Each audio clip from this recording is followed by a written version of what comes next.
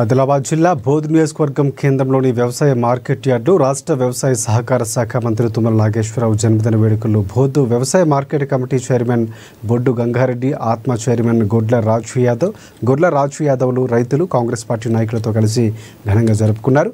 కేంద్ర ప్రభుత్వం సహకరించకపోయినా రైతులు పండించిన మక్క వివిధ పంటలు కొనుగోలు చేస్తూ రైతులకు అండగా వ్యవహరిస్తూ రైతులు మేలు కోరే మంచి మనసున్న మనిషి తుమ్మల నాగేశ్వరరావు అని నాయకులు కొనియాడారు.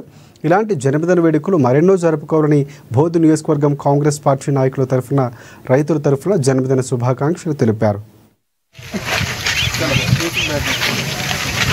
తెలంగాణ రాష్ట్ర వ్యవసాయ సహకార శాఖ మంత్రి తుమ్మల నాగేశ్వరరావు గారి జన్మదిన వేడుకలు రైతుల మధ్య సంతోషంగా నిర్వహించుకోవడం జరిగింది.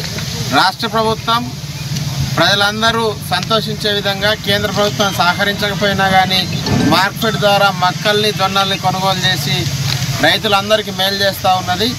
త్వరలోనే రైతు బంధు నిధులు కూడా రైతుల ఖాతాలకు మళ్లించి రైతులందరినీ సుఖంగా సంతోషంగా ఉండేటట్టు రాష్ట్ర ప్రభుత్వం చూడాలా.